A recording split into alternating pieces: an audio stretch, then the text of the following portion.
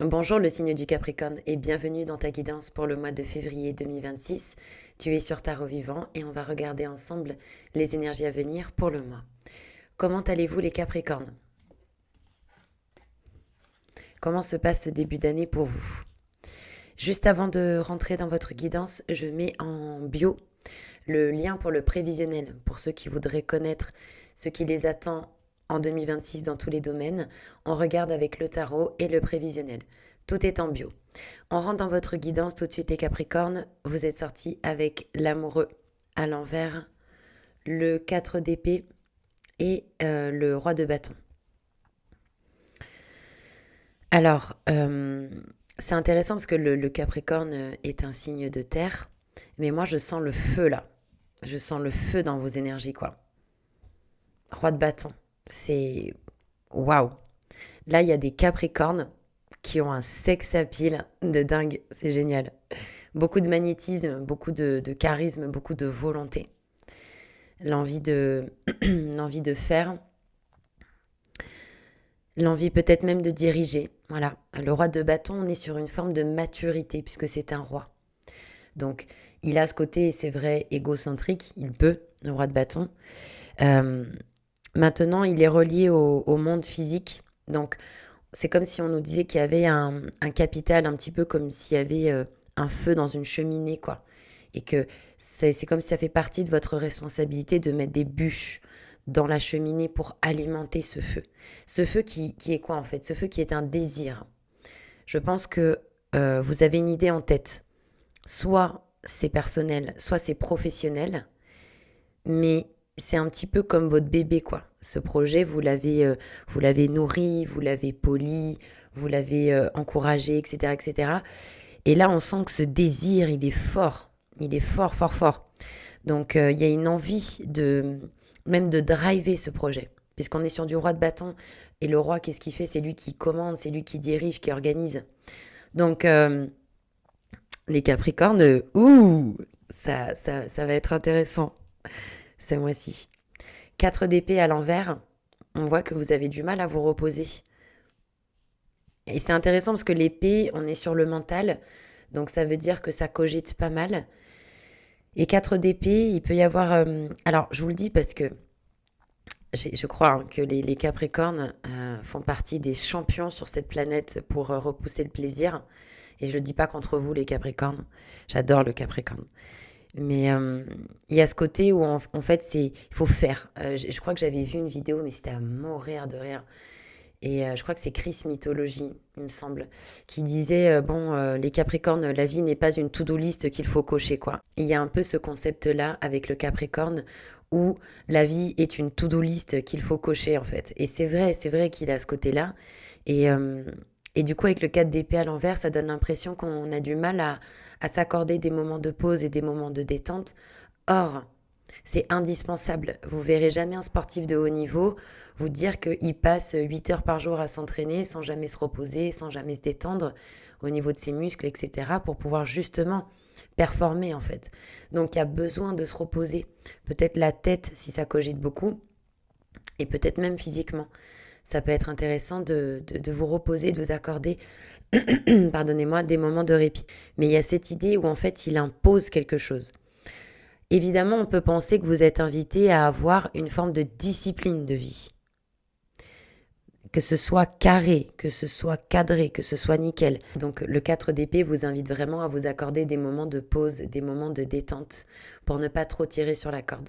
Maintenant, vous êtes sorti avec l'amoureux à l'envers dans vos énergies. Donc je sens pour certains Capricornes en tout cas cette difficulté à se positionner. Si on a plein d'idées en tête, si on se sent multipotentialiste, autrement dit on sent qu'on a la capacité de s'investir et d'être bon dans plusieurs choses, on peut avoir du mal à se positionner. Ce qui pourrait être intéressant pour vous, c'est de voir s'il n'y a pas des signes qui sont mis sur votre chemin. Est-ce qu'il n'y a pas une voie ou une décision qui vous attire plus ou qui vous parle plus? C'est intéressant qu'il y ait l'amoureux à l'envers et le roi de bâton à l'endroit parce qu'on dirait qu'il y a une forme d'opposition entre à la fois cette confiance en vous que vous avez avec le roi de bâton, ce charisme, ce leadership, cette créativité, cette envie d'entreprendre, et en même temps cet amoureux où, comme si on a un homme et un enfant. Comme s'il y a des moments dans le mois où vous polarisez dans le yang et dans une énergie mature, presque une énergie de sagesse, comme votre inner self, votre moi supérieur, et en même temps votre petit enfant intérieur qui, lui, ne sait plus où donner de la tête, etc. Et qui peut même avoir du mal à créer du lien social, parce que l'amoureux, justement, il communique, il partage, il arrondit les angles, etc. Là, à l'envers, ça peut être intéressant de vous observer par rapport à votre communication pendant le mois, votre façon de créer du lien, votre façon d'arrondir les angles. Peut-être que vous êtes très centré sur vous à l'heure actuelle et que du coup, il y a beaucoup de choses qui sont entre parenthèses. Ça peut être votre vie de couple, votre vie avec vos amis, votre vie avec votre famille. Peut-être qu'on vous voit moins parce que justement, vous êtes très concentré sur ces choses-là. Et j'ai envie de vous dire que c'est une bonne chose. Alors moi, je ne sais pas ce que vous vivez personnellement, mais quand on a en message l'empereur, bon, en Capricorne, là on parle votre langage d'amour, les Capricornes. Et on a le roi de coupe et le cavalier de denier. Très très beau, hein, dans le message, on a quand même deux hommes qui dans la symbolique du tarot représentent une certaine forme de souveraineté et de sagesse dans les domaines dans lesquels ils sont. Donc l'empereur, il fait quoi? L'empereur, il a une vision pour lui et pour son peuple. Mais quand on dit son peuple, c'est pas forcément les gens physiquement. On nous parle aussi de vos cellules. Et on y reviendra à vos cellules parce qu'il y a quelque chose au niveau de l'émotionnel qui ressort dans votre guidance. Donc, où est-ce que je vais? Où est-ce que je vais, en fait? Que ce soit dans la vie, en termes professionnels, matériels, mais ça peut être aussi intérieurement. Où est-ce que vous vous projetez dans 1 an, dans 3 ans, dans 5 ans? Et je sais ce que vous allez me dire. Avec ce que l'on vit, qui peut se projeter? Je comprends. Mais dans l'idée de vous propulser quelque part. Lui, si vous voulez, il joue pas dans la cour des petits. Lui, il joue dans la cour des grands. Lui, il planifie à long terme. Il voit à long terme. C'est pour ça que ça va bien avec l'énergie du Capricorne. Parce que le Capricorne, c'est vraiment quelqu'un qui a ses objectifs à long terme pour lui, pour sa famille, pour sa patrie, etc. etc. Donc, dans le message avec l'empereur, vous êtes invité à repenser votre vision. Et maintenant, qu'allez-vous mettre en place dans la matière pour parvenir à vos objectifs? Quels sont les petits pas? Vous savez, je crois que c'est un livre qui s'appelle comme ça, petit pas par petit pas. Enfin bref, le concept de si je mets des petites choses bout à bout, les unes après les autres, c'est ce qui crée un changement. Donc là, pour moi, on vous propose d'avoir une vision pour vous, que ce soit à court, moyen et long terme, et on vous propose de passer à l'action, comme lui qui est mis assis, mis debout, de prendre le risque, de sortir de votre zone de confort. Ça tombe bien, vous aviez le roi de bâton, qui nous explique que vous êtes déjà à fond dans cette énergie de créativité, de feu, d'entreprendre. Et donc, ça peut nourrir cette énergie en vous qui veut saisir des opportunités, bondir, créer, prendre des risques. Peut-être pour certains, ça y est, on passe à son compte, on devient chef d'entreprise, etc. Il y a vraiment cette idée-là, dans la matière, d'acter des décisions et une vision. Donc, il y a vraiment l'idée avec cet empereur de mettre un cadre, de savoir poser des limites, de savoir poser vos limites, d'assumer vos choix, de telle sorte que ce ne soit pas remis en question. Parce que vous êtes sûr de vous, parce que vous décidez, c'est comme ça et pas autrement en fait. Donc ça ne veut pas dire qu'il faut être autoritaire et forcer la main à autrui, qu'on se comprenne bien, mais il y a vraiment cette idée d'avoir cette idée et de s'y tenir. Avec ça, on a le roi de coupe. Soit on a une personne dans votre entourage qui est là ou qui arrive et qui est un soutien émotionnel pour vous, une personne sur qui vous pouvez vous reposer, à qui vous pouvez parler de vos problèmes, qui vous réconforte. En fait, finalement, une personne qui a une forte intelligence émotionnelle. C'est le roi de coupe, encore une fois. Donc, vous avez quand même 2 rois hein, dans la guidance. C'est pas mal, hein, pas mal du tout. Et vous avez l'empereur et l'impératrice. Donc, ça peut être une personne comme ça. Si c'est pas une personne dans votre entourage qui a cette intelligence émotionnelle, c'est vous. Où on vous encourage à la développer. Comme si ça allait nourrir votre vision aussi.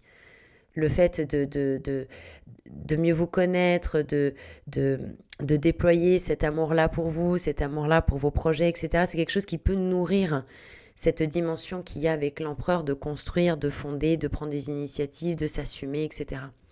On a le cavalier de denier qui nous dit que le travail que vous êtes en train de faire va se prolonger dans le temps.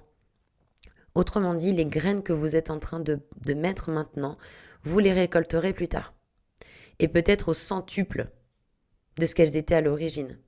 Le cavalier de denier, c'est vraiment de savoir être patient sur le fait qu'on met en place des choses maintenant, ici et maintenant, vers l'avenir, vers le futur, et que ces choses, elles ont besoin aussi de temps. Vous savez, Rome ne s'est pas construit en un jour.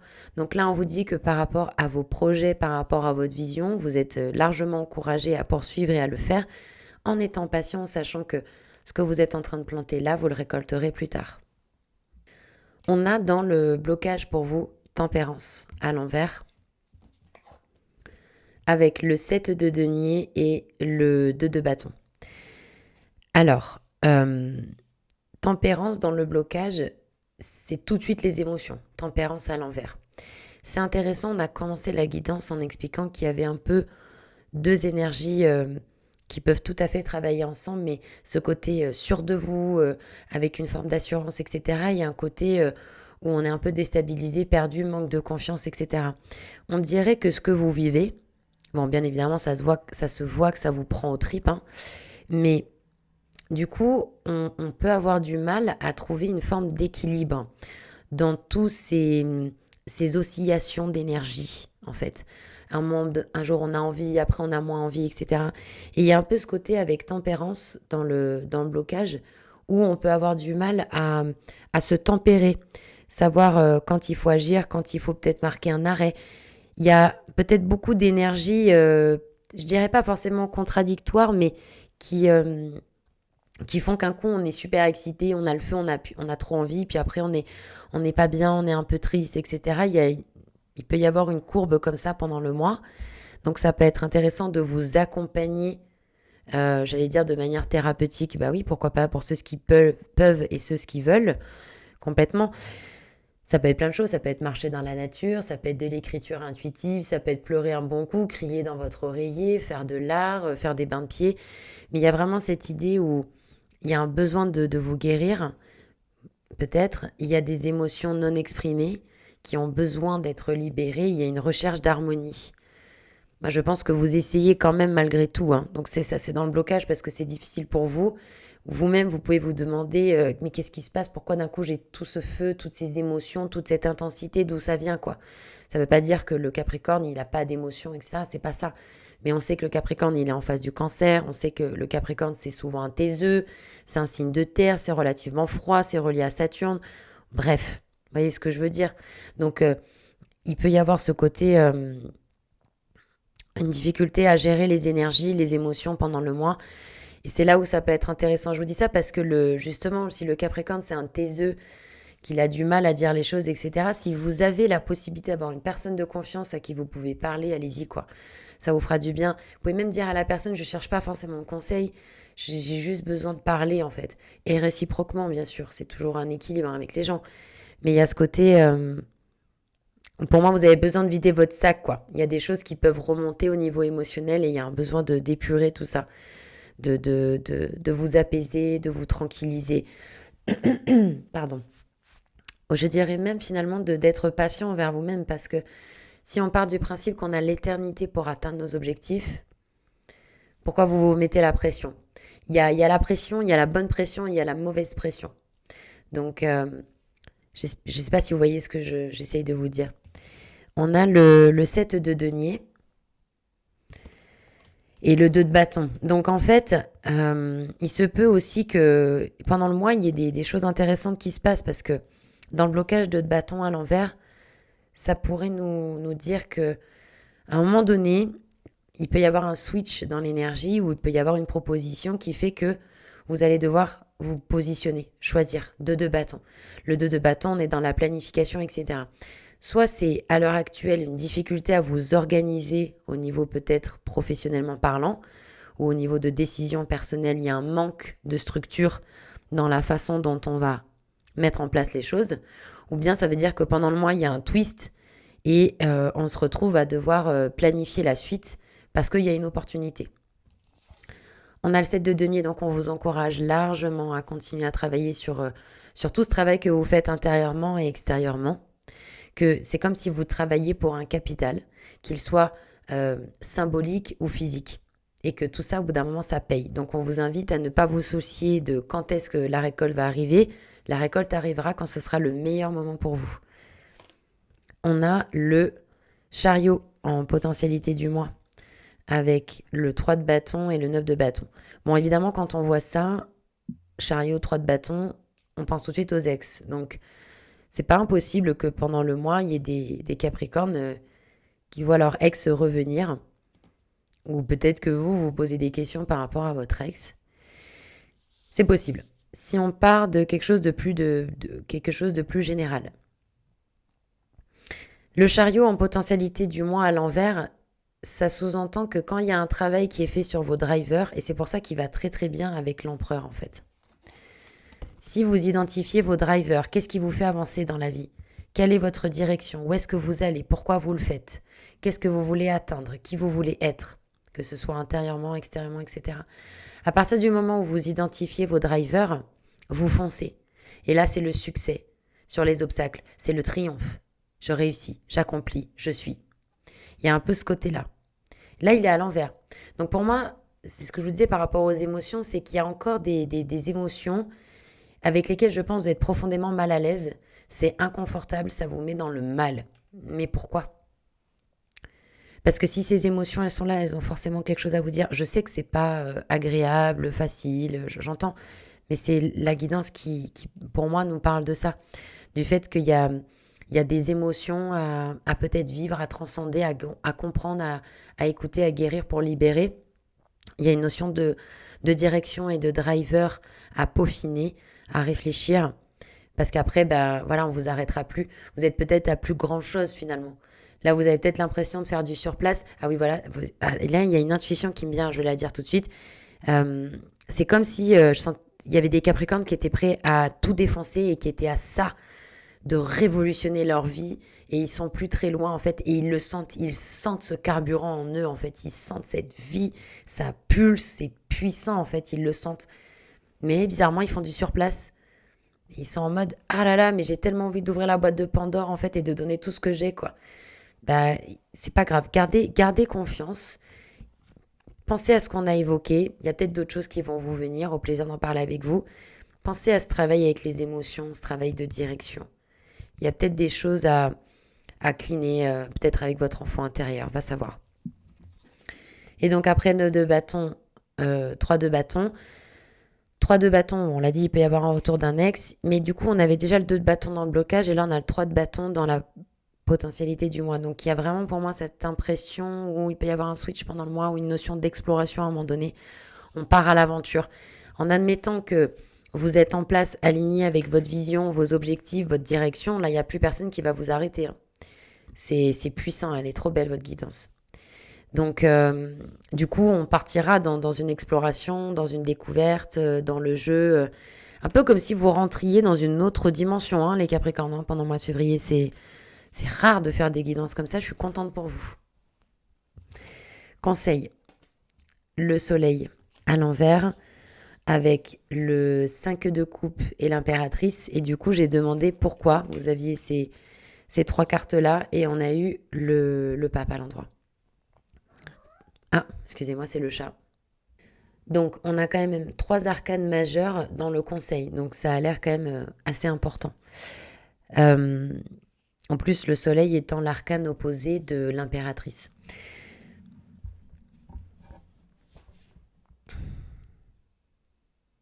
C'est intéressant comme avec l'impératrice et l'empereur, on vous invite vraiment à travailler avec votre esprit, avec votre imagination et de vous projeter sur ce que vous voulez être, sur ce que vous voulez faire.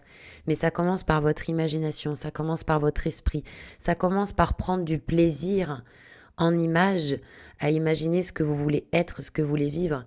Il y a des Capricornes, ce sera de partir à l'autre bout du monde dans leur van.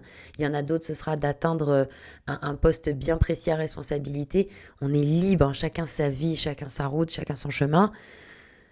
Vous avez reconnu la ref.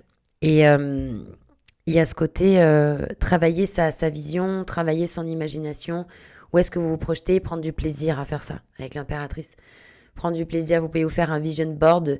Il y a des images, des mots qui vous parlent, vous les imprimez, vous les mettez sur un tableau en liège devant votre bureau.